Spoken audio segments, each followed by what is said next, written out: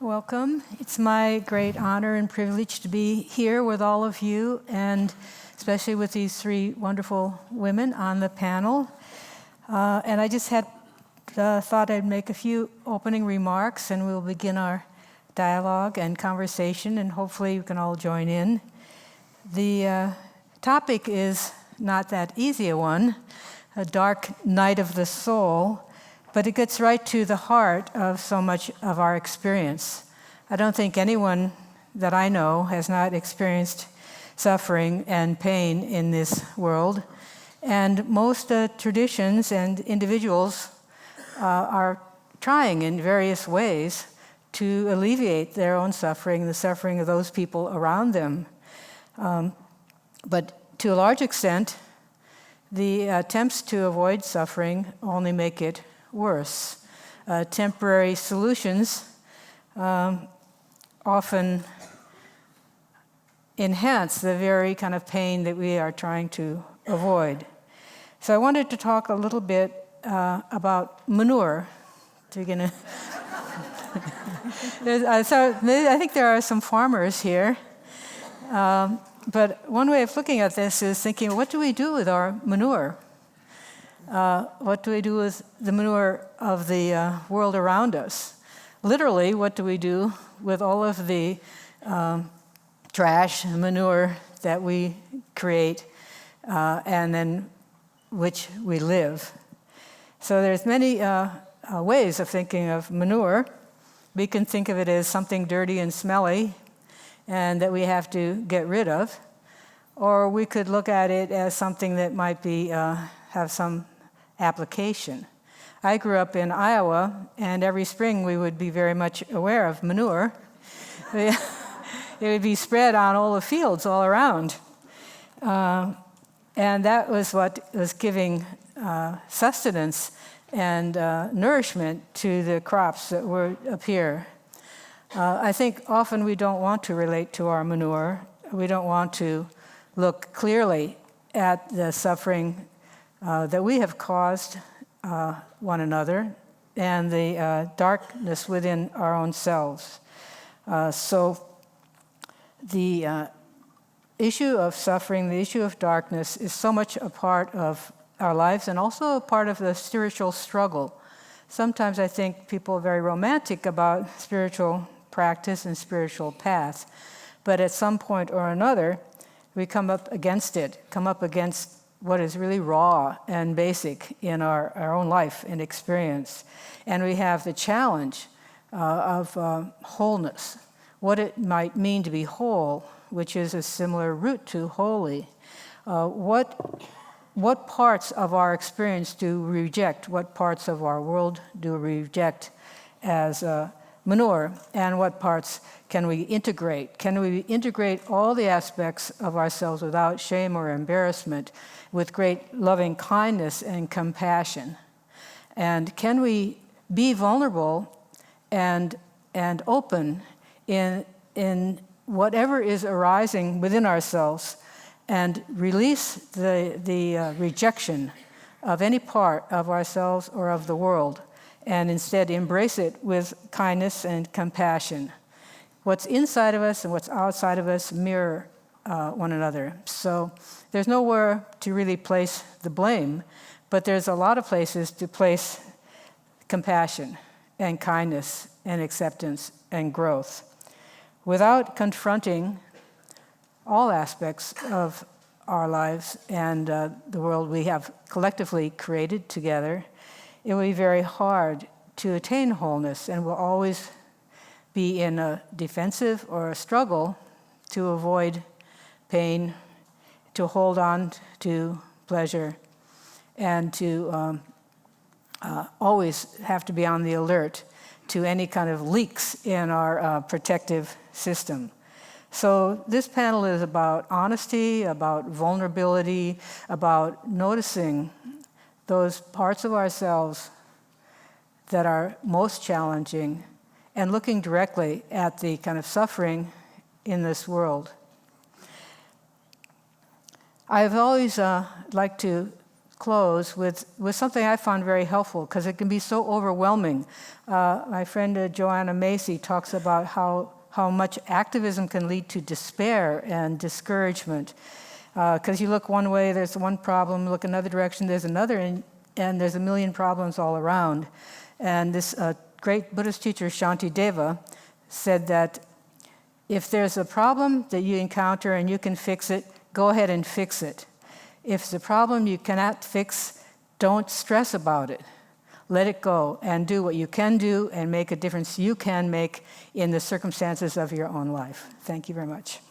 So I'm honored to introduce our first speaker, Reverend Monica Coleman. Thank you.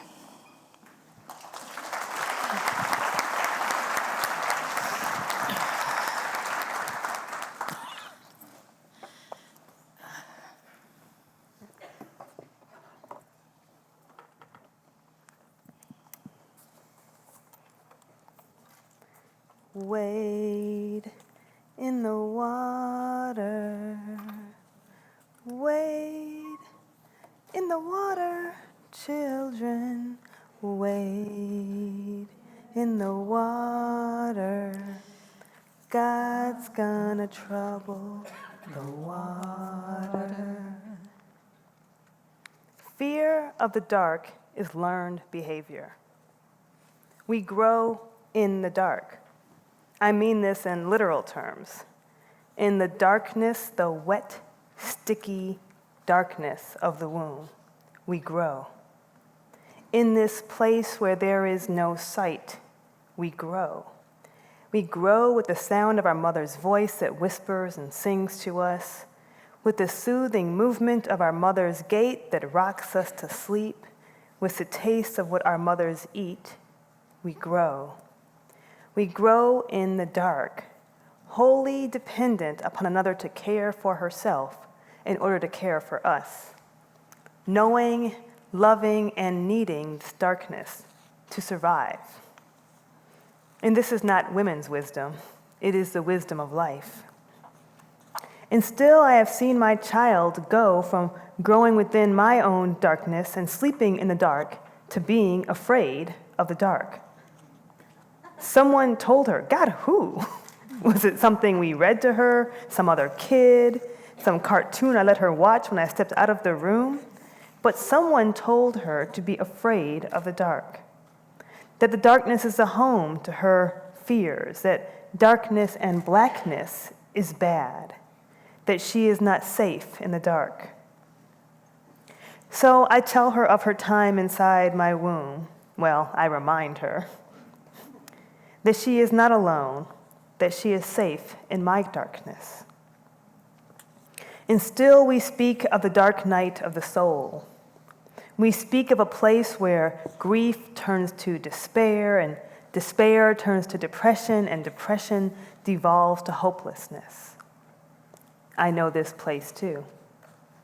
I live with a depressive condition, and I am unable to name when it started or when it will end.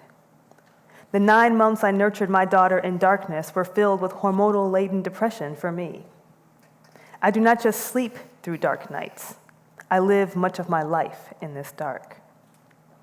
And so I have come to a couple conclusions about this, and I have one unspiritual comment about it. Suffering sucks.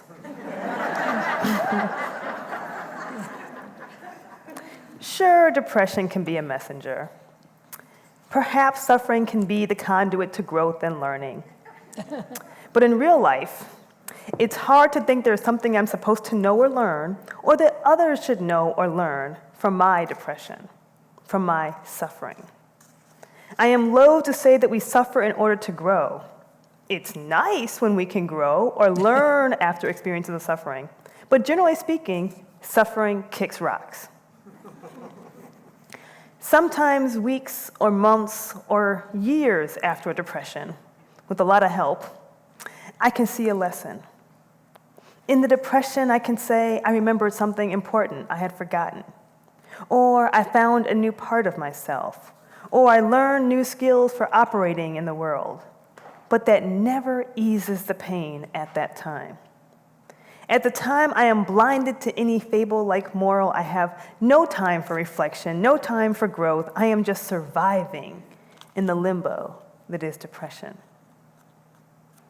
Which now leads to my next unspiritual comment. That this statement that which does not kill us makes us stronger, manure.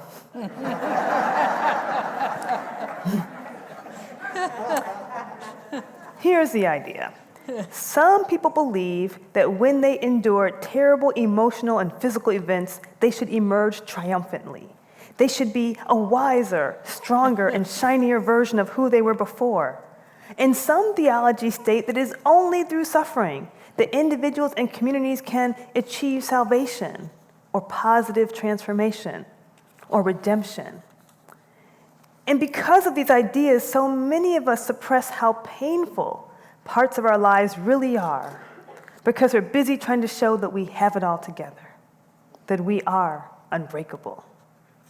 Now, I acknowledge that many of us have to keep moving forward in the face of illness and trauma and danger because our families and households are physically and financially dependent upon our ability to get up, go to work, and make a living. Nevertheless, I fault societal structures for their inability to recognize and support people who are crumbling inside. So I'll say it again. The idea that what doesn't kill us serves to make us stronger is one of life's more damaging lies. If only because life experience will teach us that there are things that kill us. And for those who do not die, some do not come out stronger or more encouraged. Some people come out of life's traumas and sufferings as weaker, demoralized, and emptier shells of who they were. The fact that some people can survive difficulty, pain, death, sickness, and war is somehow attached to the grace and power of God. But the difference between those of us who survive and those who should not, and those who do not, should not be measured by our level of faith, prayer, devotion, or inner fortitude. It is better measured by access to informed and attentive friends, loving communities, healing resources, and societal acceptance. And so yes, depression is like death. Something in me dies with each episode. Something new is reborn as well. But it often takes some time to notice it, to know what it was, to speak its name. And when I do, when I finally know that something has died and something has taken its place, I try to ritualize it, to hold some kind of funeral or memorial service, to throw a birthday party to cheer on the new birth. Sometimes I've lost a part of me I had never chosen to lose, at least not so painfully. Other times I've shirked a childhood habit, a disillusion, an unhealthy crutch. I acknowledge that even if good came from it, it did not feel good. Because here's the thing, everyone wants to give birth metaphorically.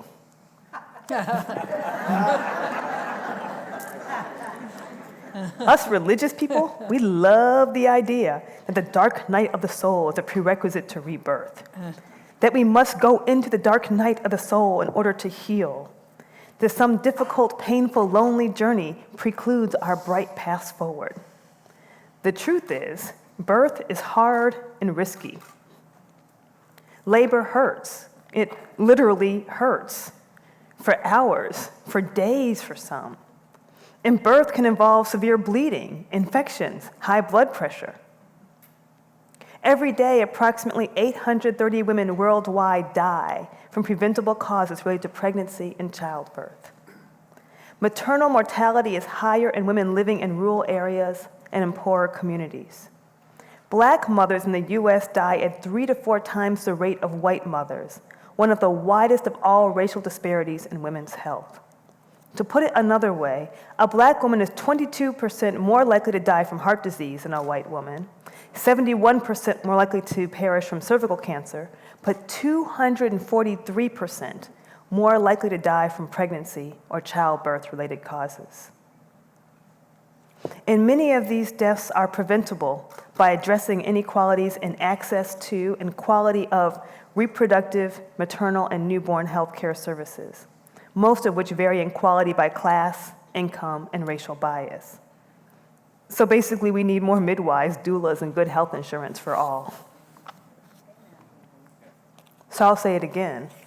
The fact that some people can survive the darkness and make it into new life is somehow attached to the grace and power of God.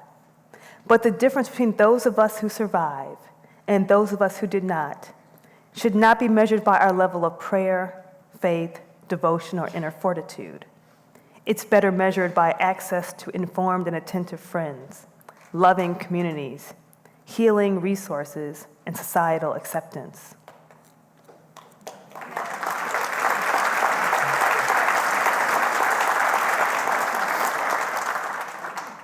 This is why I sing spirituals.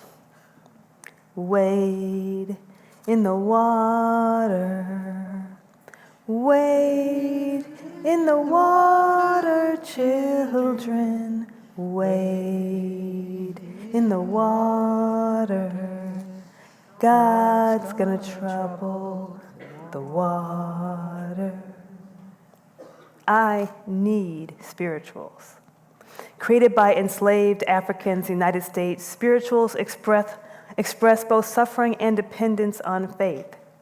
Indigenous to the African American slave experience in the United States, spirituals are the psalter of my people, expressing rage, despondency, hope, and joy to God. And like the Psalms of the ancient Hebrew community, the slaves took their emotions to God, putting them to music and singing them in the secret hush arbors of their religious gatherings, while working and marching, and as lullabies to their children at night.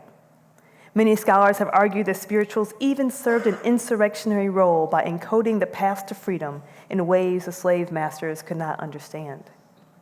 The spirituals moved slaves from suffering through to God and to release. And perhaps only music can do this. The spirituals give a way to be sad without being alone. Because they are sung in community, they say, it's okay to suffer. We know how you feel. We are suffering too. We all are. They aren't afraid to linger in the painful places. They have no need to rush to praise. They can be slow, drawing out one syllable over tens of seconds, taking their time, waiting. I don't dare say that enslaved Africans were living with what we now call clinical depression. I wouldn't have the expertise or information to assert that. But they knew how to take moans and make them into hums and turn them into words. They knew how to give voice to pain and how to do it together. We cannot give birth alone. We are not meant to live in the dark alone. This is when we should all fear the dark, when we find ourselves there by ourselves. Moving from growth to new life, from darkness to birth, is no easy feat. Sometimes a therapist or a spiritual guide has to lead me towards it. Other times I seem to grapple for it or stumble onto it years after it has happened. And this is the kind of discerning that's best done in the new life. And I reserve the human right not to seek the good or the lesson while I'm suffering. But sometime later, after the death, after the resurrection, then we can talk about it. Thank you.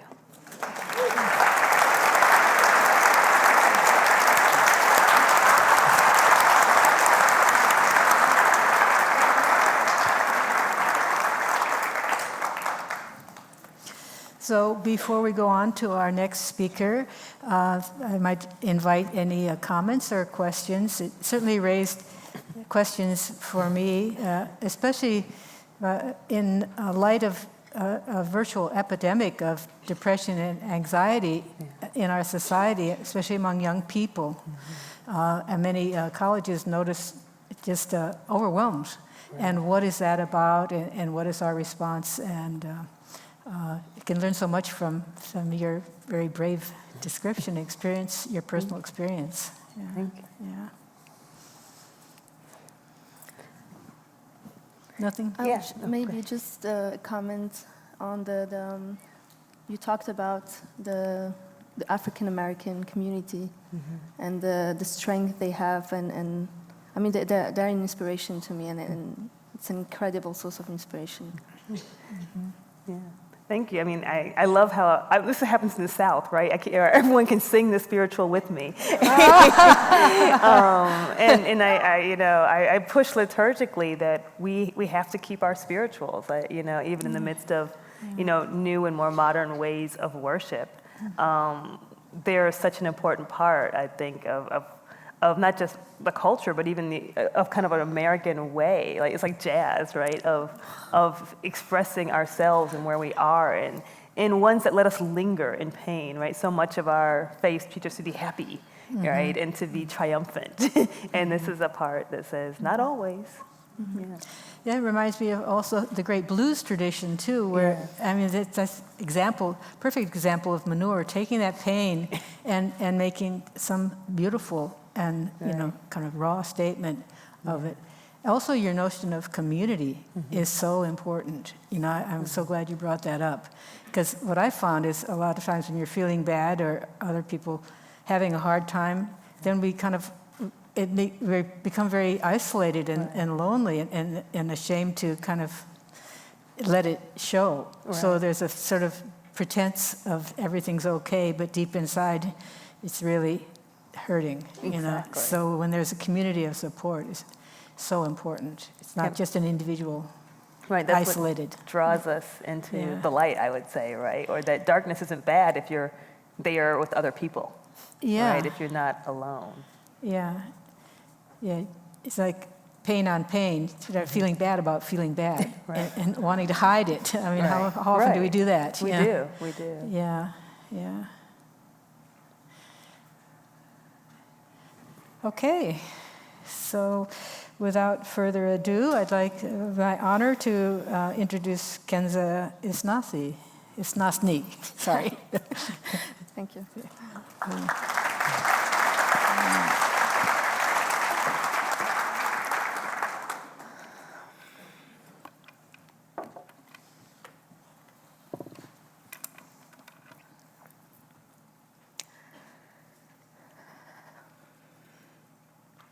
Assalamu alaikum. May peace be upon you. I'm alive. We often do not realize what an amazing thing it is to be alive. I did not really realize this until the day I almost lost my life in unimaginable conditions. When your life changes overnight, a part of you is transformed because nothing will ever be the same again. We all lose loved ones. We all must live with this certainty. But it's particularly difficult when it happens in such tragic circumstances, in such a brutal way, and when I know that I might not have been here before you.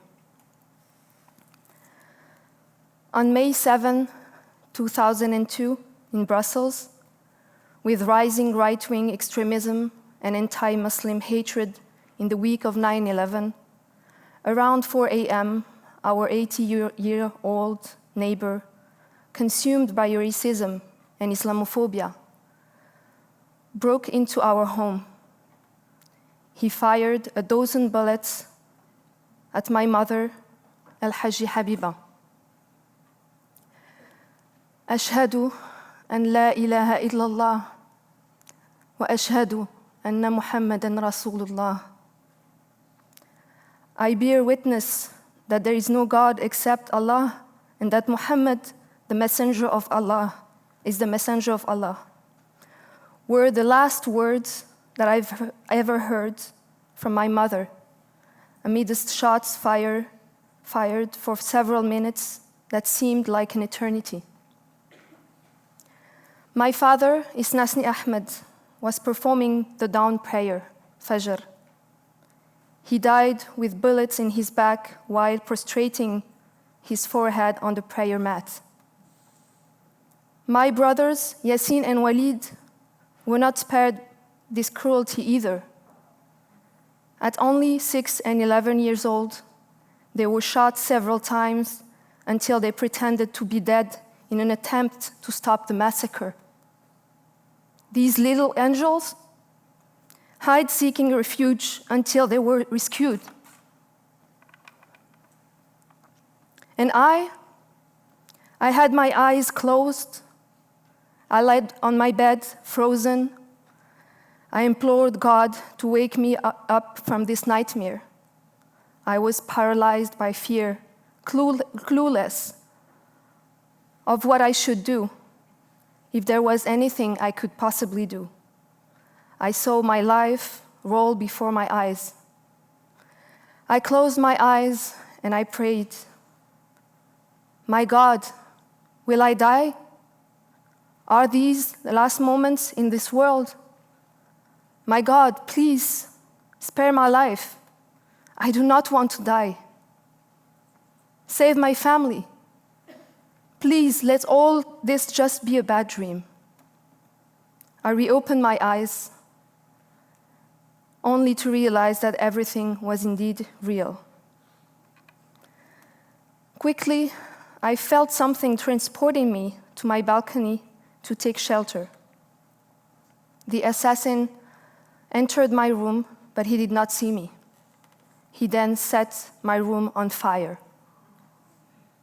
I screamed with all my strength to get help until my neighbor rescued me. His extraordinary courage in risking his life to save mine continually inspires me. Gérard is for me a godsend, an eternal hero whom I will never cease to thank. Later, my little brother Yassine came up to me, all bloodied up. He said, "Kenza, I put my hand on Mom's heart, and she's no longer breathing." I will never forget this sentence and the innocent look on his face, knowing that he was forever scared.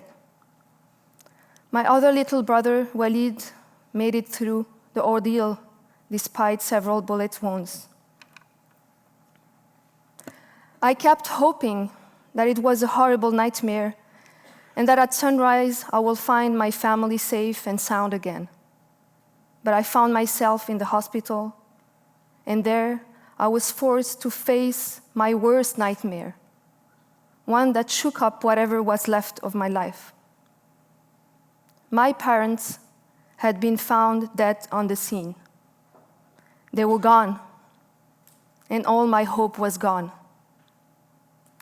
After reciting some verses from the Quran, I began to realize what was happening. The earth was taken from beneath me. What could I possibly become without them? How could I go on living? May 7, 2002, of all days, my destiny appeared clearly. It will always be a day like no other, as if I could decide otherwise. I continue to live in a world where my parents no longer existed. I'm alive, and they're gone. Sometimes words cannot describe emotions because the pain is so intense. It has to be lived to be understood in its depth. It was as though my body, my soul, the entirety of my being was struck by a scorching thunderbolt, so consuming and painful. Sometimes I wake up in the morning without feeling anything. I feel like I'm sinking again. I feel like I'm dying inside because I need passion. I need to make sense of everything I do, to give meaning to who I am. I had been told that time will soothe my pain. I was told that patience will have to be my ally because the way will be long and trying. A whole world will not suffice to fill such a void, such an absence. This pain will only begin to decrease several years later because my faith, my hope, my promise to never give up, kept reminding me that there was certainly a meaning to all this, that there is a truth that soothes and guides to serenity, to peace. I began a long quest for meaning and truth, a long path of struggle and persistence to not sink into darkness, but also to give myself a chance to live. Just live and breathe quietly, but the search for the truth is a long journey. I'm alive. Maybe God wanted me to stay alive for a specific reason. How can I describe my emotions amid the complexity of this world? After this tragedy, I needed to find meaning to my life. My life has not been that sad after all. It is the world that is full of suffering. I let myself be guided to what makes sense to me. I participated in different humanitarian missions in the world. I traveled through some of this sad world to help alleviate the suffering of others, and the outpouring of love that I received in turn eventually helped to heal me. I went to Morocco, the country of my origin. I reconnected with my roots in the Rif region, where the story of my family began, where my ancestors had lived for generations. I shared my story with the world again and again to never forget the legacy of my parents, because who I am here. To commemorate their love, their life. Sometimes I don't feel strength because the weight of this world weighs on me too much. Sometimes I cannot focus because I feel like I'm sinking again. I feel out of being. But I persist with knowledge that I have my story to tell. And I tell it again and again. I revisit the pain again and again, that perhaps it will deter such pain from someone else. And if I'm here, it's to keep talking about them, continue to live for them. In each of my acts, they're present. In each day that passes, they're present. They live in me wherever I go, in every moment. I bring myself to live with their memories and accept the idea that in this early life, I will never see them again. Still, they're present. I ask them questions.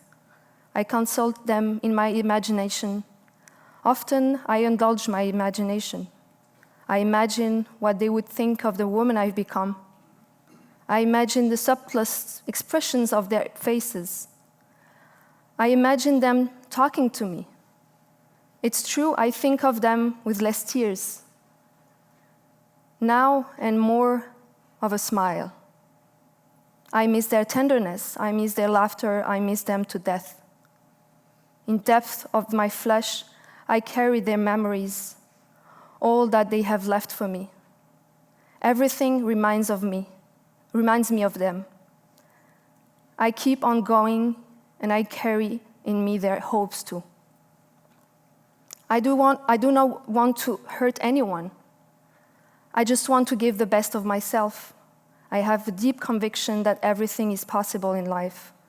When we have experienced it, we can only believe it. My life is my faith. It's the whole world. It's all humanity.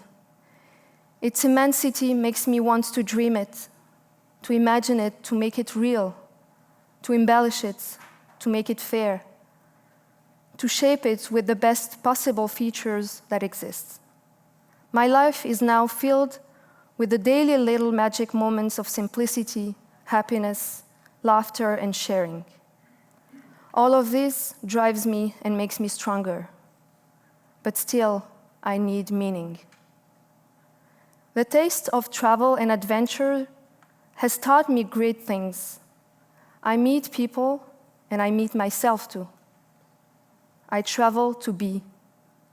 I travel to feed my soul. I travel to heal. About 2 months ago, I began a journey to grapple with this notion of forgiveness that I have often been exposed to. To completely pardon someone requires a real appeasement of the soul that I could not comprehend, because it was inconceivable for me to forgive the killer of my parents, even if he had killed himself that night. How can I forgive the one who destroyed my family? I participated in an interfaith event at Duke Divinity School. I met beautiful souls there. I witnessed the commemoration of the murder of the 3 young Muslims in North Carolina, Dia Barakat, Yusur, and Razan Abu Salha 3 years ago. I salute the courage and dignity of their families. I immersed myself in the history of the African-American struggle that has always fascinated me. Figures like Malcolm X, Muhammad Ali, Martin Luther King, may their souls be at peace. Continue to inspire generations, continue to give me courage in moments of doubt. Their story resonates so much in me. I also spent several days in Harlem neighborhoods, meeting extraordinary leaders.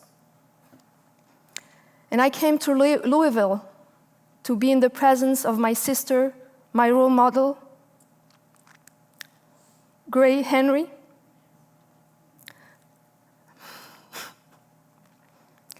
a woman who had her mark on me.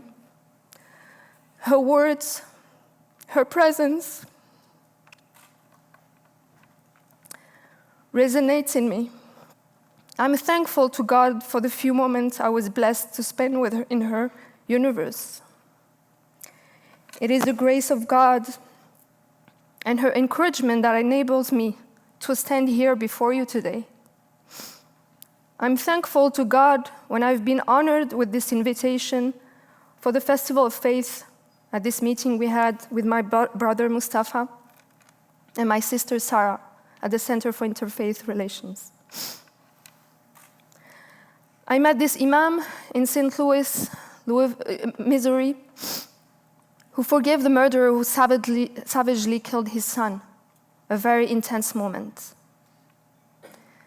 And then there was this little 7-year-old boy, Yusuf, son of my host family in St. Louis, who came to me and asked, Auntie Kenza, why did this man kill your parents? Embarrassed, trying to find the words to answer him, I said, because he was a bad person. My response was followed by a pristine silence. I understood from his face that he was still working this out. He came back to me again and he said, yes, maybe he was a good person, but something or someone damaged him, and that's why he became a bad person. I was speechless in front of this child who may have told me what I had been needing to hear for a long time. I barely began to understand that compassion can lead to forgiveness. Today, to pay honor to my parents, Allah yarhamhum, may their souls be at peace, and all the victims of hatred, I pursue all of my aspirations, strive to fulfill my dreams, and fully seek the one and only truth. The only universal truth is love. Only love heals souls in pain. Only love transports and brings us closer to the essential. It is this magical thing that will cure this sick and often indifferent world. One must not be afraid to walk this path so that one day we can be elevated towards this light. We're not useless to this world. We each have a significant part to play. We must not be afraid to share, to love, and have gratitude. We learn, we evolve, we live, we rise. Today I'm here and I let myself be guided by my destiny. Each year on 7th of May, a day of mourning, assessment, questioning, and most of all, a pause to commemorate. 16 years have passed since my parents were murdered. 16 years since my life was shaken up. 16 years of wondering how such a thing could have possibly happened. 16 years of fighting for the memory of my parents. 16 years of struggling to find meaning in this world. When we continue to live despite the horror, despite the pain, it is because we have no choice. When one chooses not to be silent against injustice, it is to find peace. I choose not to be silent. My engagement is an enduring tribute to all the victims of racism all over the world. I will continue to make my voice heard because the current situation is disturbing.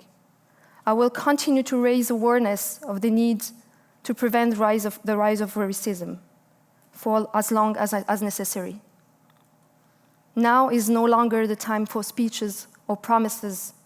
Now it's time to act. My story stained with racial hatred is not just mine. It's an old story, and countless people have suffered from it in varying ways. Islamophobia and racism kill. They killed my parents and hurt my little brothers. Islamophobia kills, but it did not kill my hope. It will not kill my right to happiness. I'm still part of this world. I'm alive. And this life, I want to honor it. I want to make sense of it. I want to make every moment of it an accomplishment, a truth wherever it is. I will pray to God. I will find something else again, but I will not give up because I have not chosen not only to survive, but to live. For God, for me, and for them. Thank you.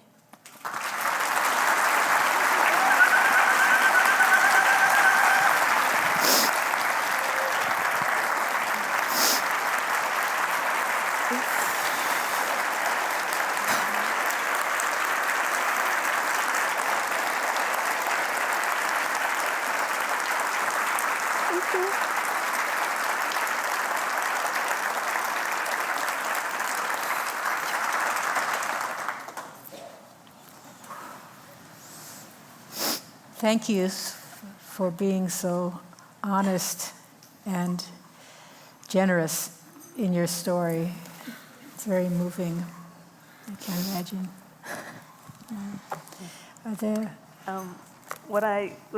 Thank you so much for, in some ways, walking through the pain again for us. And yesterday, the artist Brianna talked about being brave like the flower, being brave to open up and be vulnerable so that we can bloom. And I just deeply value your refusal to be silent, right? So that we can see injustice and address the injustice and see where there are real people and real families behind ideas and theories and things that get spouted, and the hard, compassionate work of forgiveness, right? That sometimes children can show them to us in ways we can't always get there. My child shows me all the things I can't get to, and but the reminder that it's not easy, right? That I think, and I imagine forgiveness is the hardest spiritual thing we're ever asked to do, and that it's a process and a practice, like a spiritual practice of compassion. So I thank you for your witness and for sharing that. And your parents are very beautiful. Yeah. Thank you. Yeah. It's so hard to try to make any sense out of the levels of violence and hatred and the pain that so many people encounter. You know, what to make sense of it is a very challenge. It's so brave of you. Thank you so much. Yeah. And our next speaker Yes, Sharon Salzberg. Thank you. I'm just going to speak from here. As soon as they put my timer on. Oh, wow. It's going fast. Okay, hi. Well, suffering sucks, I'll say that. And thank you both so much for that courage and that honesty. And thank you for holding us all, Judith. I think suffering sucks probably encapsulates it. I first encountered the Buddhist teaching actually when I was in college. I was going to school at the State University of New York at Buffalo. I'd gone to college when I was 16, being a product of the New York City public school system, which liked to encourage people to skip grades. And when I was a sophomore, there was a philosophy requirement. So I just kind of looked at that schedule and I looked at the Asian philosophy course and I thought, I'll take that one, that's convenient. That fits in the rest of my schedule and it's like on Tuesday, that's good. And it completely changed my life. When the professor began discussing the Buddha and his approach to life, his vision of life, the first thing, of course, that was mentioned was suffering. The Buddha saying suffering is a part of life. And for me, that was one of the most incredibly liberating statements because like many people, I'd had a childhood that was very traumatic with a lot of upheaval and loss. And like for many people, my family was one where this was never, ever really spoken about. So I didn't know what to do with all of those feelings inside of me. And he was somebody saying right out loud what I knew really deeply to be true, that life can be really painful. Not in a grim way, like this is all we ever experienced, but look at that. And it translated to me as you're not alone, you're not so weird, you're not kind of rejected by life as difficult as things had been, that you belong in some way to the larger picture of who we are. And we all go through something, not through the same measure or degree by any means, but we all do have this kind of vulnerability. And so it was a tremendously liberating statement for me. And also kind of a companion statement was this idea that suffering itself is not redemptive. The point is not to suffer. Suffer is not going to get us ahead, or it's not in and of itself a state of grace. What matters is how we are with the suffering. And that brings us back to love and compassion and a sense of community rather than isolation. And maybe it brings us back to letting others help us at a time that's really difficult for us to accept. Or it brings us to the acknowledgement that this is a part of things we need to take action off, and we need to try to bring remedy or help or solace to others, as well as reaching for those things ourselves, that this is a part of things.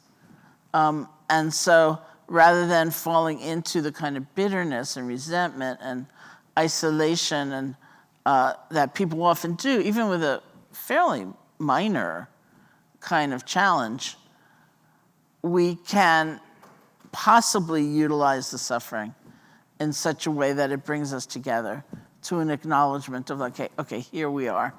This is life also. And that was really important for me because that led me to how do you change your relationship, not only to pain and suffering, but to joy and delight. Many of us would find, we would describe ourselves as not really being able to take in the wonder and the beauty and the delight that may come our way. We feel too guilty, or we feel too undeserving, or we have certain ideas about what life should be, and we keep comparing. And I laugh because I find myself going back often in my mind to this story about how this friend once brought me to Washington, D.C. I was in Washington, D.C., and she brought me to the area where there's this concentration of cherry trees that are that bloom all at once. So that's cherry blossom season. And I was standing there looking at all these beautiful, delicate pink blossoms and thinking, oh, that's amazing. You know, there's so many and they're so exquisite. And then my friend said, oh no, it's past the peak. And I thought, oh no, I'm having like not a good experience. Like, I missed the peak, you know? And like, suddenly I was so bummed, you know, like, you know? And so we do that a lot too, right? And so there are many ways in which we don't take in and we're not supported by and uplifted by the joy and the delight that we could be helped by. So really, we're looking at our relationship to everything, to ourselves, to one another, to difficulty, to trauma, to joy, to everything. And so it was in that class that I heard that there were actual practices one could do, that this isn't idealization or wishful thinking, that one could practice a different relationship. And those were called meditation. So this was 1970. It was actually 1969. And I looked around Buffalo, New York. I did not see it anywhere. And I created an independent study project for the university. I said, I want to go to India and study meditation. And they accepted that, so off I went. And I began meditating January, I think it was 7th, 1971. You know, and that really, in so many ways, was the beginning of my life. And it was really a question of being able to open to the best of my ability, and it's not always easy by any means for anybody, open to what my experience actually was, through the joys and through the sorrows. And to remember that basic truth, that I belong, that we all belong, and that we can find one another in that vulnerability, because that should be the place where we're able to recognize the universality of everything that we go through, that, you know, society or our conditioning will tell us to be ashamed. It's not okay. If you're frightened, if you're overwhelmed, if you're sick, that you've lost control in some way. And since the premium seems to be on being in control at all times, then you know, you've got something to be embarrassed about. It's kind of humiliating. But why is it humiliating, really? Look at what we survive, you know? It's incredible. And when we see others in pain, then we're made uncomfortable. And so the norm is often, the message is often, well, let's just tuck them away somewhere so we don't have to be displeased because we can't handle it in some way, but we can handle it because this is a part of life. And we have that capacity to find a quality of presence and being with and love in a way, no matter what. So I went to India, I practiced meditation, I went back and finished school, kind of. I did finish school. I ended up I got 2 years of independent study credit somehow. And I went back to India and I kept studying and practicing meditation. And in 1974, I got ready to leave India to come back to the US for what I was absolutely convinced was going to be a very short visit. And then I was going to go back to India for the rest of my life and just be a student because I'd been so incredibly happy there and fulfilled. And I went to see one of my teachers who was a woman named Deepa Ma, or that's sort of a nickname like Deepa's mother, Deepa Ma. And I went to Calcutta to see her, to say goodbye to her, to get her blessing for my really short visit back to the US, which has lasted until now. And before I went back to India, forever now. Deepa Ma was a tremendous model to me in many ways. She had a life of really, really intense suffering. She had been placed into an arranged marriage when she was 12. She and her husband fell deeply in love. And then they didn't have children for about 18 years, which was considered her problem and a kind of disgrace. But they finally had 3 children. 2 of her children died. And then she and her husband were living in Burma. He was in the civil service. They were Bengali and living in Burma. And he wasn't feeling well one afternoon. He came home that night and he died that night. So she was completely overcome by grief and developed a heart condition and just took to bed. She couldn't get out of bed.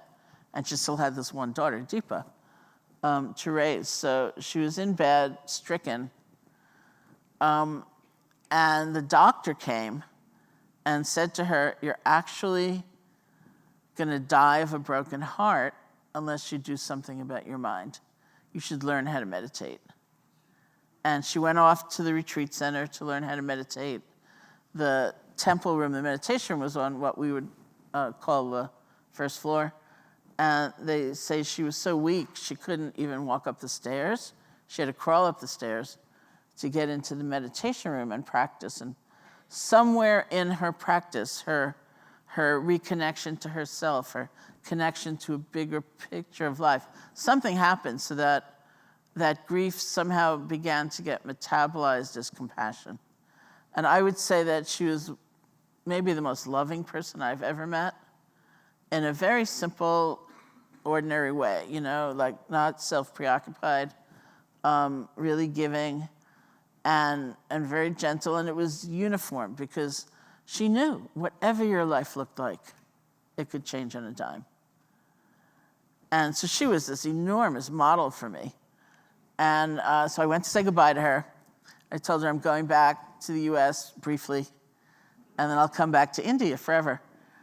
And she said to me, "Well, when you go back, you'll be teaching meditation." I said, "No, I won't." And she said, "Yes, you will." I said, "No, I won't." And she said, "Yes, you will." I said, "No, I won't.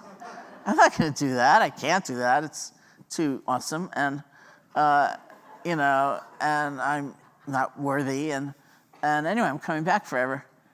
And she said 2 things to me that were really important. One was, she said, "You really understand suffering. That's why you should teach." And it was the first time in my life, and especially coming from her, where I felt that what I had been through was of value in some way, in terms of my ability to connect to others. So that was really enormous. And then she said, "You can do anything you want to do. It's your thinking you can't do it that's going to stop you." And I walked down. She lived like 4 flights of stairs in this little room. I walked down those stairs thinking, "No, I won't. I'm not going to do that." And then I came back to America, and things evolved so that I began teaching, and I began responding to other invitations, and I began teaching some more. And months later, I thought, "Oh, she was right. Look at that." And it strikes me now, all these years later, that she didn't say, "Your personal meditation is like so profound, and your realization is so awesome, and your scholarly attainment is so like incomparable." She said, "You really understand suffering. That's why you should teach." So, and what a gift that was, right? Because again, it can bring us together in that power of love. And then I think just the last thing I'll say is much more recent, where the last book that I wrote was called Real Love, and I was very late turning it in, True Confessions, and I turned it in one day earlier than my last deadline, my final deadline, so I was very proud. And so I say it was 2 years late and 1 day early, which is true. So I turned it in, and I got an away message from the publisher who was on vacation. And I went, "You could have given me another 3 weeks," but didn't. So I waited for a long time to hear something from him. And he finally wrote, and he said, "I really loved the book. The part I loved the most was when you quoted Roshi Joan Halifax, who's a friend of mine, who said something like, 'Do not try to force yourself to think of the traumas of your life as a gift. They're givens.'" And the first thing I thought was, gee, the part of my book he likes the best I didn't even write, Someone else wrote that. And I completely agreed with him, because the other side of this immense possibility is the truth. Suffering does suck, and we force ourselves sometimes to act like I am ennobled by this, or whatever. But that's the hard work of being different. And it's enough, it's more than enough to have that sense of acceptance. This is true, this was my experience, this happened. And we can go from there into that much wider sense of understanding. Thank you.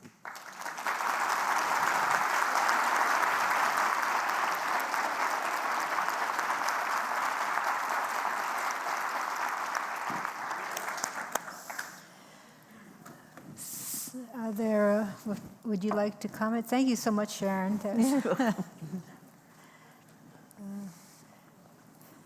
It could be the theme of this panel: suffering sucks. Suffering is part of every experience, and there's nothing. You're saying not to ennoble suffering, not to lay anything on it. It just is. And then the question is, how do we understand it? How do we lessen it in ourselves and others, and what lies behind it? There's not one thing, really. It's so many different aspects of life we would give that label. Yeah. I appreciate how you shared the kind of circuitous route to how you got to where you are, right? I'm a planner, so I like the plan thing. Plan my work my plan. And it never works out that way, right? And that, that we're all on plan B, C, or D. Like, no one's on plan A anymore. It doesn't work that way. Yeah. And how we still end up where we're kind of supposed to be, right? Yeah. You're supposed to be teaching, not the lifelong student in India. Have you visited? Have you gone back? Oh, yeah, sure. Okay, yeah. So you did get back? Oh, yeah, okay. I get back. Anything else? Well, now is the time to relate to our own suffering by stretching, our physical stiffness stretching, our traditional stretch.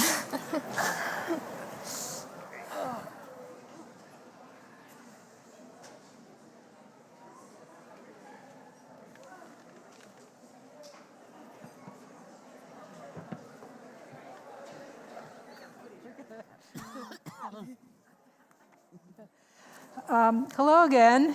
I hope you had a nice stretch.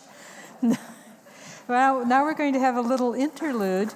We're honored to have a poetic interlude with Camille Adams Helminski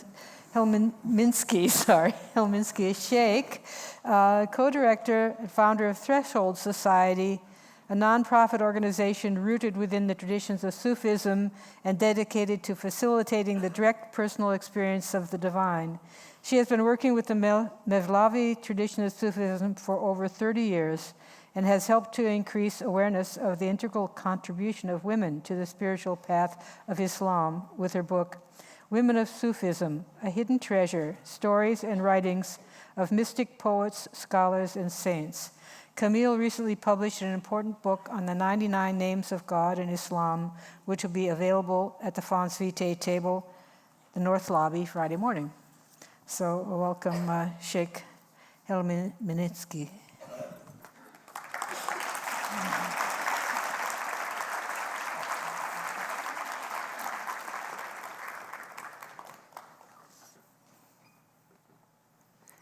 Thank you. Yes.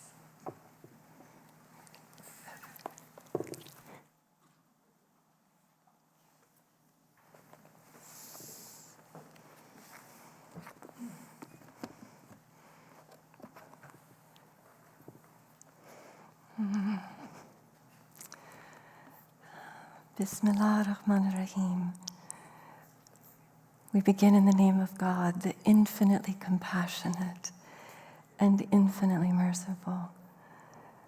And we're so grateful for all the beauties and depth that has been shared this morning. And what a grace to be here together. We really never know in what moment we may be called to return. on this journey through the seasons of dark and light, finding home.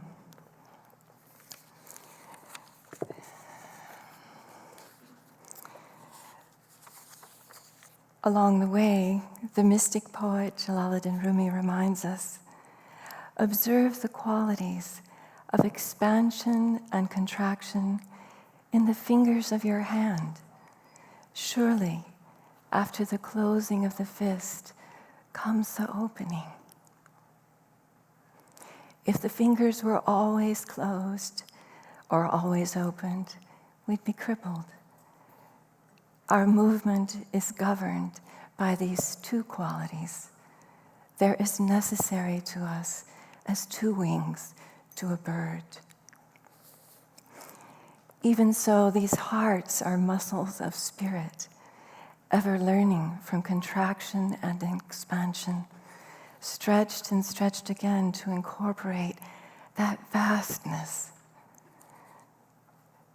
As with one of the dear ones here, I lost both my parents suddenly at a similar young age, though not through such extreme violence, but through the inner explosion of the heart of my father while driving with my mother, and the subsequent car crash that ended both their lives here on earth, yet brought them ever closer in being within my heart and awakened more deeply the awareness of the preciousness of every moment.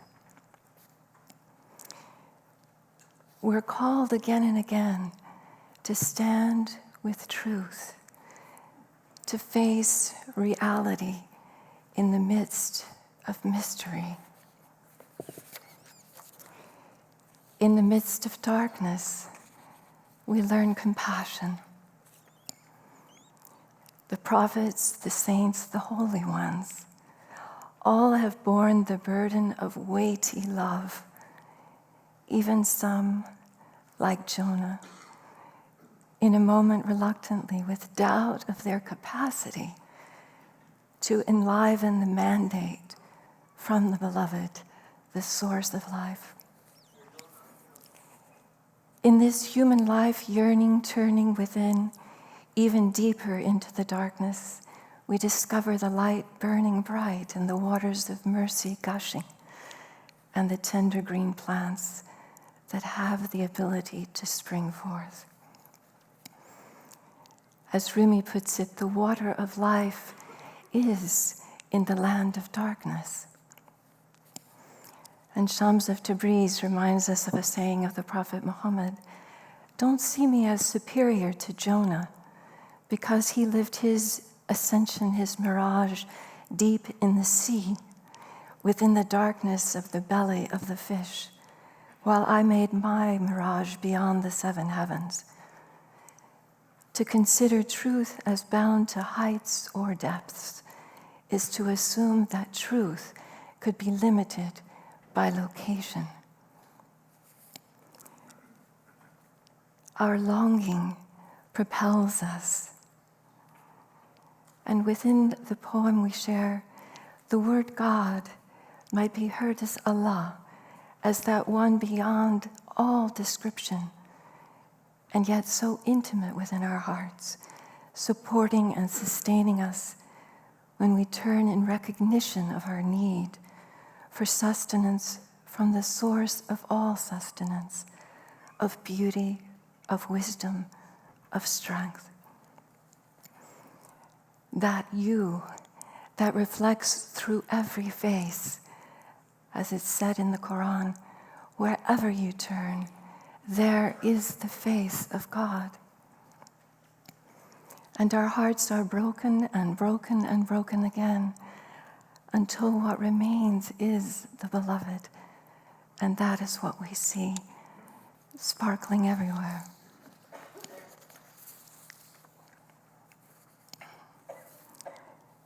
Ya Majid, O you magnificent in glory, Ya Rahim, O infinitely merciful, Ya Hakim, O wise healer, Ya Ghafur, O oft forgiving. Ya Nur, O you who are light. Ya Razak, O best of providers. Ya Wadud, O infinitely loving one. Tremendous in mercy and forgiveness, you send your angels with the breeze upon your clouds to remind us always of your blessing. Jonah was overwhelmed, swallowed by your wisdom, and granted subsistence founded on your shores of grace, still kissed by the ocean every day. We tremble with the weight of your word, and yet you strengthen us with mountains of giving, companions of light who can bear the brilliance, stars of truth in your diadem encircling this planet. They host us at your table, even as Jesus and Mary remind us, in your presence a feast is always revealed. Continuously, I am sending it. And our hearts too, like Jonah's, become light with your love. And our people, our bodies, ourselves, are spared the tribulation we might have set upon them through our ignorance and haste.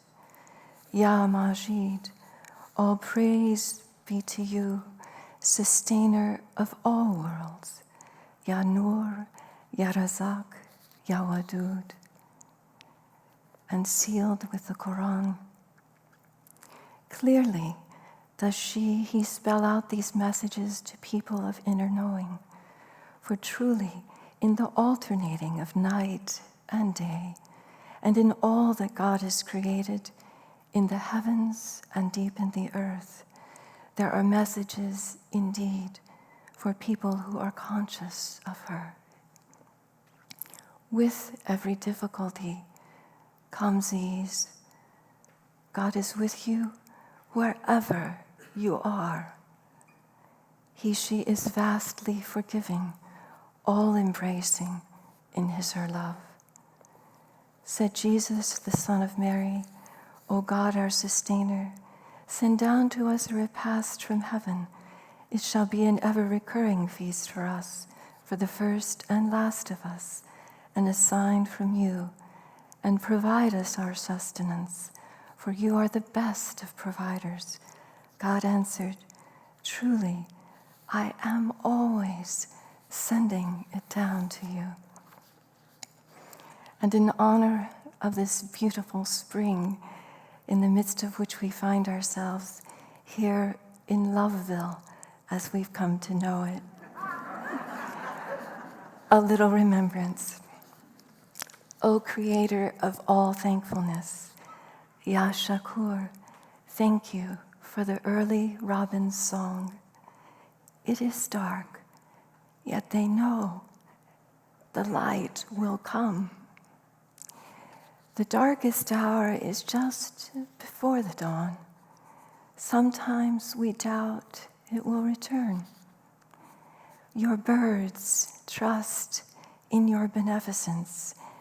They sing the morning into being for us, their brothers, their sisters, happy to share the news with all who will listen, abiding close beside you, at rest upon the tree of your hand. Your bestowal is our grace, our sustenance, whether deep in darkness or brilliant in the light.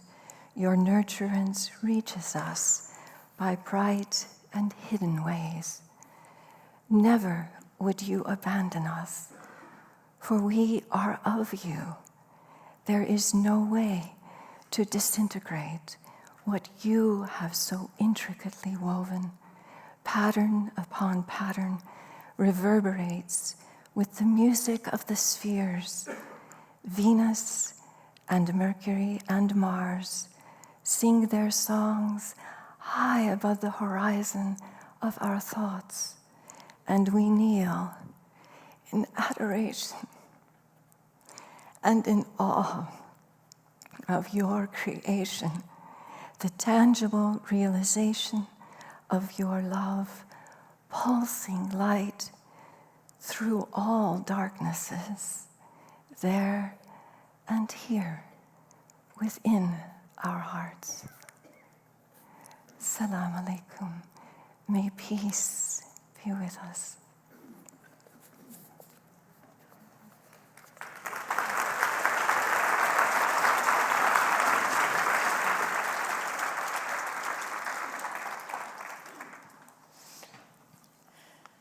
Thank you. So at this point, we have an open discussion, and it's such a big topic. And I think Sharon really hit the nail on the head that the real key in terms of spiritual practice is our relationship to suffering. And what is a sane relationship? And how do we help one another? And how do we heal? It's so fundamental. So I'd like to ask our panelists if they'd like to add anything, but I also would like to open it for you in the audience. There'll be a chance to also to participate and to share stories or ask questions. There are 2 mics, standing mics, one over there and one over there. So, good. Now we can see. Oh, we can see you now. There's somebody there. So, did you want to start, or do you want to wait and see what comes up? Why don't we start with them in the audience? Yeah. Okay. I see someone, and then the other mic is over there. Okay. Yeah. You start with you.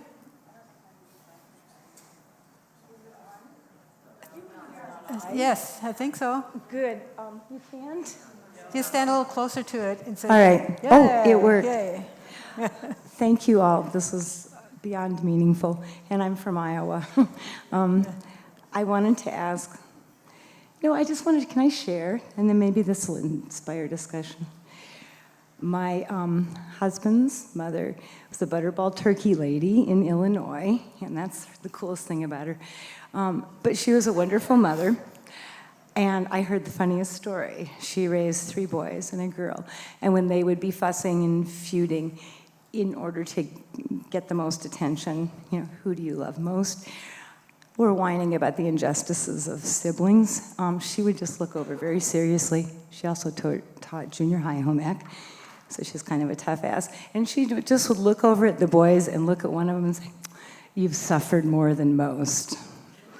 And I thought that was brilliant. I wish I'd known that when I was raising my daughters. But I love it because, for one thing, it shut it down. Because even in their childishness, they were aware of how foolish and unhumble that was. And so I was thinking also about my favorite priest in Iowa, who one time just said, walking into a meeting, actually about dark nights of this whole, everybody suffers. And so thank you. The thing you'd said about the suffering ultimately leading to a requisite compassion in order to forgive really requires knowing, I think also, that everyone suffers. So I just wanted to share what my mother-in-law said, that's all.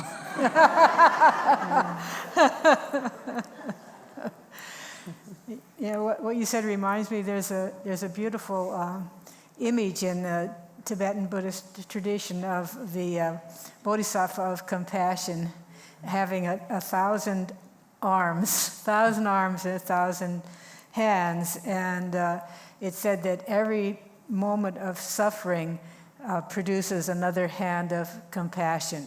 So the hands of compassion grow and grow. There's a direct relation to compassion is brought forth by suffering, which is not to make suffering all that great, but but I thought it's important because just to stop at saying suffering sucks could be a nihilistic kind of view, which I think is not the point. It's a realistic view. But compassion is even more real in some ways. So there you are, yeah.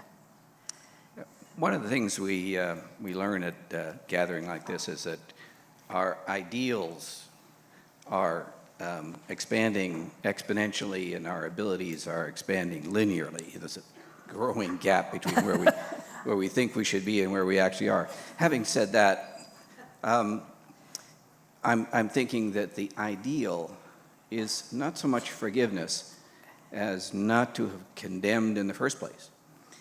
And having said that, I would postulate what a different world we would have if we had responded after 9/11 with trying to find out who they were and why they hated us, and responded with love instead of that hate. Mm-hmm.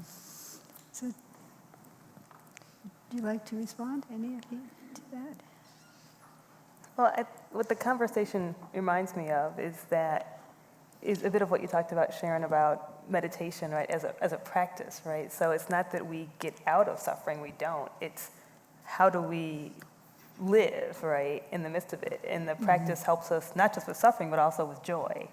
And that this is what our traditions offer, right, our practices, right? Meditation you talk about, I mean, compassion's a practice. It's not like this natural thing that pops up when bad stuff happens, right? Like it's this hard, work in a way of seeing, of trying to see similarities where you feel very big differences, right? I think of singing the spirituals as a practice, right? These are our spiritual practices that traditions and people and faiths have somehow developed that we have to keep working on, right? Yeah, We don't, yeah. when you mentioned the day you started meditating, I thought you were going to say, and every day since then, you have meditated. That's true. Right, right? And so it's like every day since, it's a new day, we have to get up and try it again and do it again and see if it, and sometimes what worked 20 years ago doesn't work and you have to do a new practice, right? Or something else that helps us, right? To live in the midst of everything that's happening. In some ways, you could say it's dropping the notion of ideal and just going step by step as a practice with what arises, which is always different. Yeah. Oh, I think it's good to have, we would call it aspiration. Well, aspiration is different than endpoint. Yeah, and aspiration is different than expectation or kind of idealization. I think in some ways we live in a time of blunted aspiration and we feel we're capable of very little, whereas I think we're actually capable of greatness of heart and of being, and but the manifestation is momentary.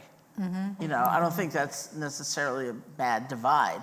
I think our aspirations, our sense of what a human being is capable of it should be immense. Not just like mediocrity or getting by or having an okay day. But moment by moment, it's making it real, and that's going to be moment by moment. That's the hard work of the practice. And we all fall down and we have to start over again, and we have to start over again, and we have to start over again. But that's the picture, I think, of a spiritual life. It's both those components. I mean, we need the ideal, right? Yeah. To have something to aim for. I mean, this is what propels those of us who do justice work, is a vision of justice, knowing we get some of it in part, but we're still shooting for it. We're still working for it. I think there's also a quality that every accomplishment creates a new challenge. That you thought you got somewhere, then you realize it's like when you're going on a hike and you think you almost made it to the mountain top, and then they say, oh, there's another view, and then there's another one, and sort of like that. But there's some people ready to contribute over there. Thank you. As a former hospital interfaith chaplain, I was wondering, you have each had a unique story of suffering. Could you share with us that want to be part of the community for those that are suffering?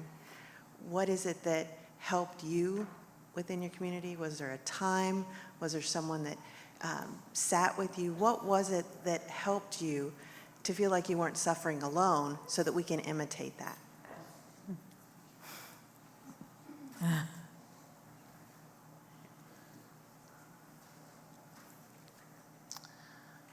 I think that when I think I'm going to say something that may not make any sense, which is why I'm hesitating.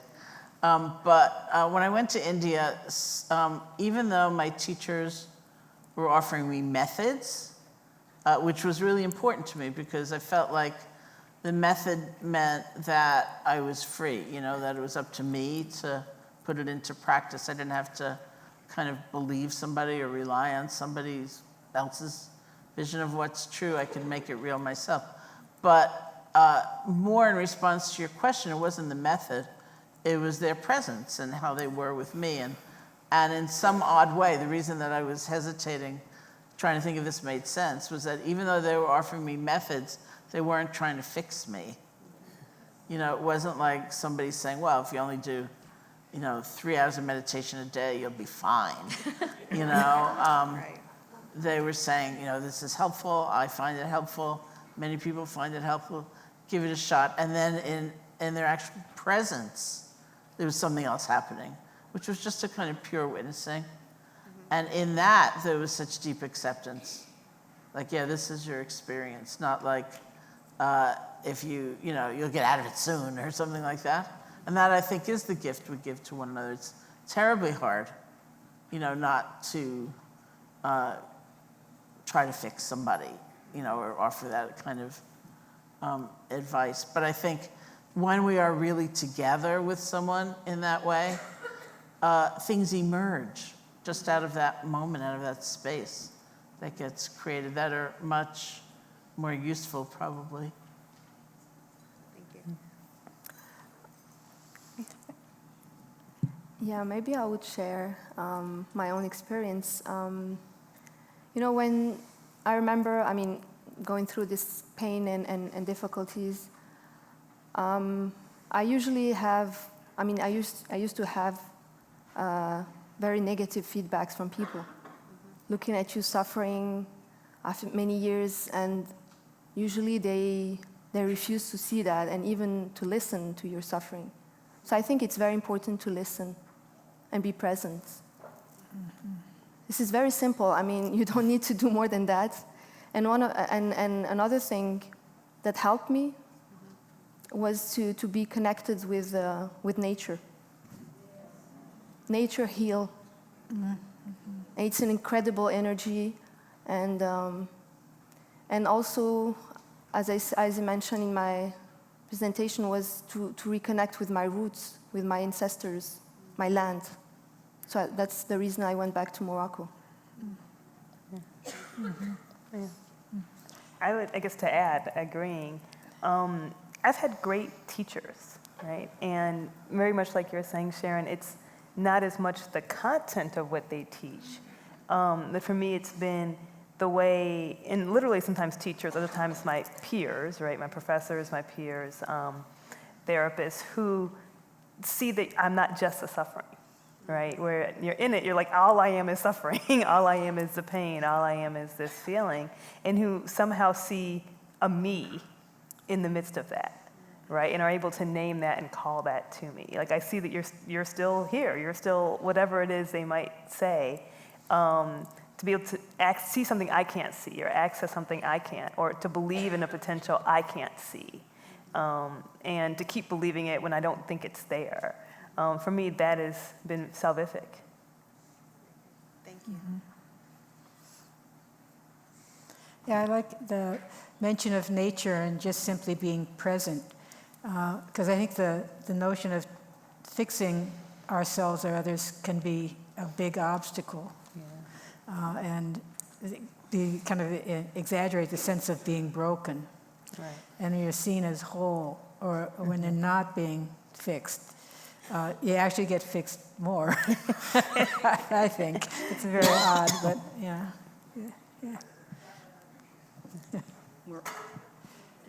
Thank you. My sorry. husband. Hi.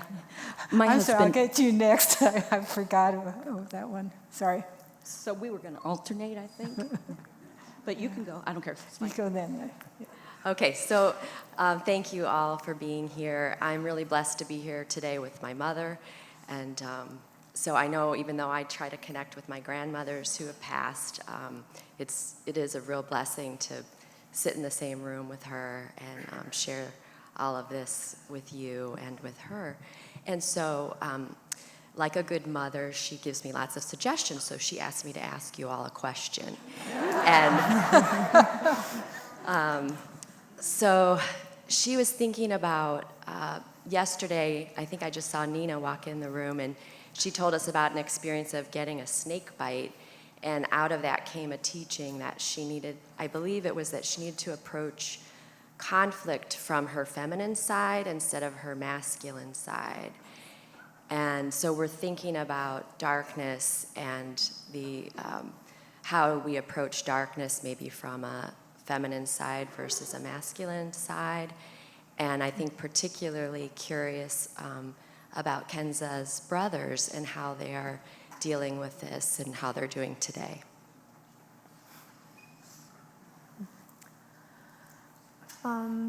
We're 5 in the family. I have 4 brothers. And we all reacted different ways. I mean, me, what was important was to speak up, to share the story of my family, to honor their memory, the memory of my parents.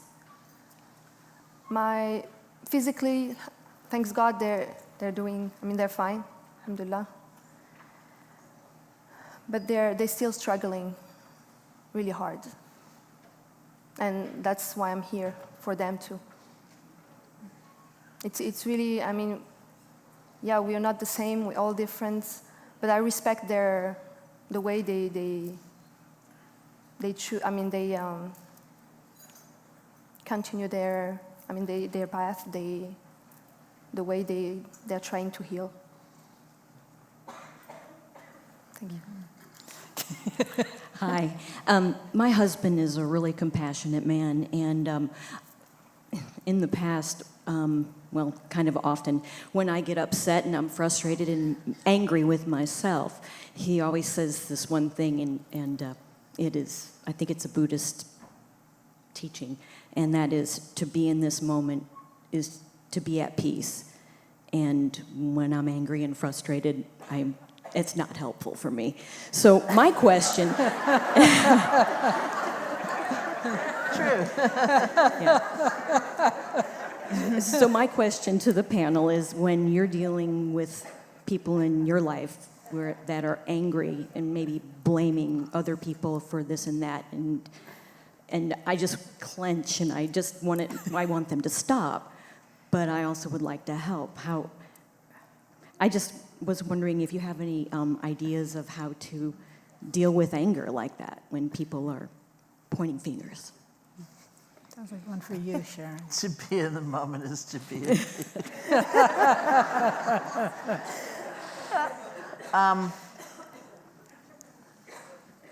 I think it's a couple of things. One of the things I try to do with myself and with others is move the kind of frame from right and wrong and good and bad to that which is painful and likely to lead to more pain, and that which is moving out of that sense of pain or limitation or tunnel vision. So, I would try to reflect if somebody was really angry, oh, that seems really painful.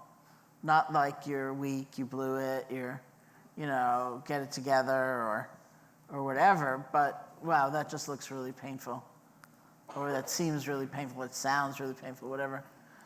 So it's a question of presence and caring and not correcting, but acknowledging this is a state that, it's consequential when we feed these states and we grow them, and there are consequences. It feels a certain way and tends to lead to a certain kind of action.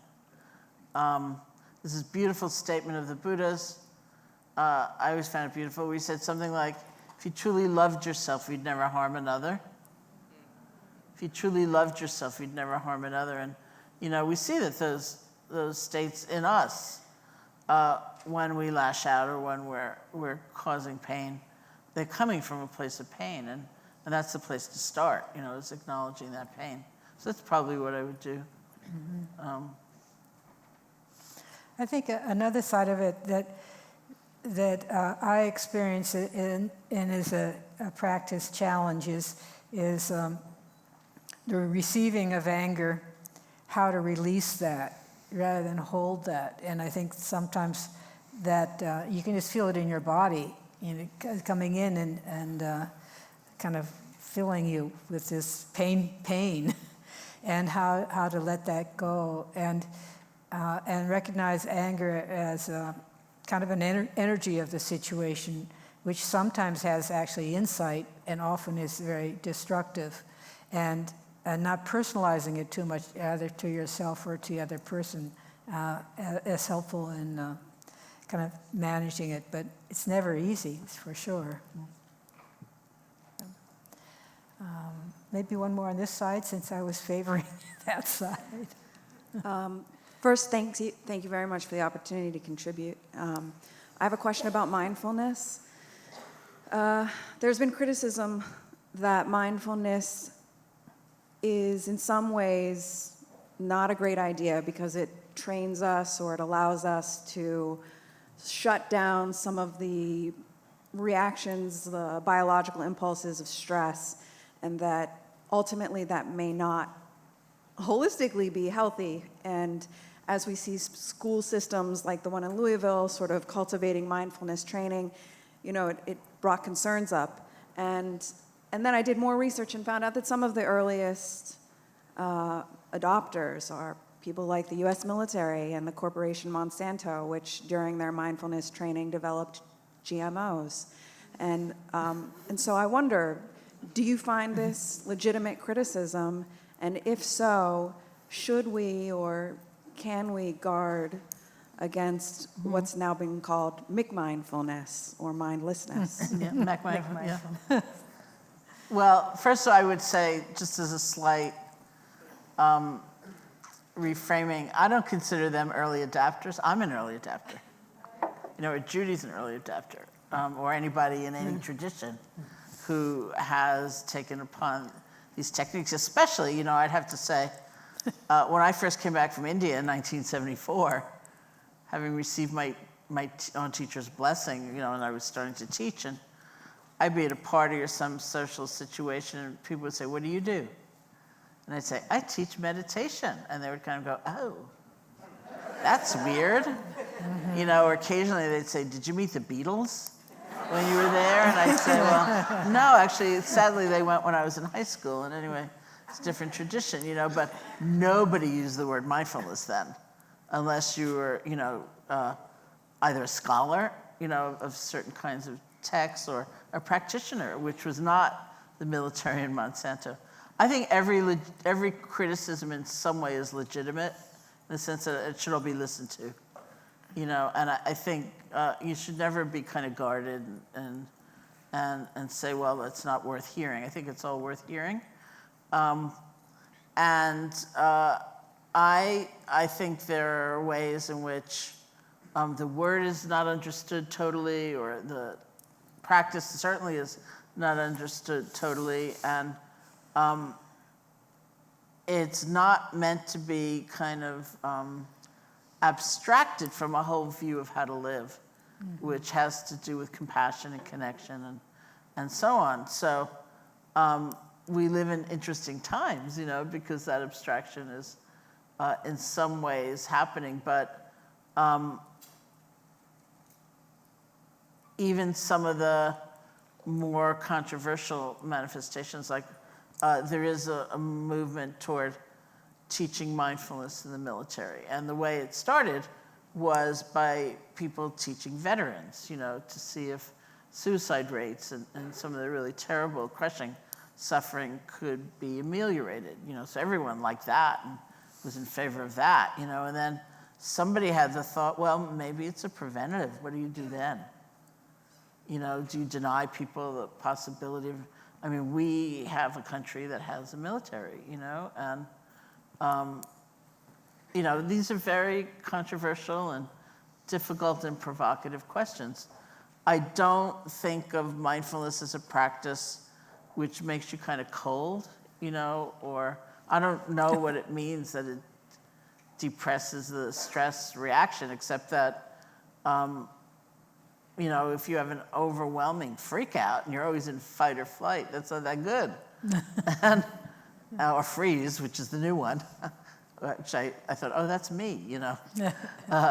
Fight, flight, or freeze. That's not that good. That's a driven way to live, where your biology has basically taken over. And interestingly enough, even people who study stress talk about other biologically driven modes of response, which aren't so popular, like tend and befriend. Don't be so alone. Stress is dealt with very differently in a sense of community than when you feel all alone. And so that's an interesting theory also. So, you know, meditation seems to promote tend and befriend, you know, be different with the very same things that are happening. I wish I had it as a child. I really do. I wish that I had these tools. I felt incredibly alone, as I said, and abandoned and confused. I was just so confused. And I think that there was some thread in my mind as a child that kept saying there's something else. And when I got to India and I started meditating, for me, that was the something else. I thought, oh, here it is. But I would, looking back, I would have been really happy. I was 18, but I wish I'd been 8, you know.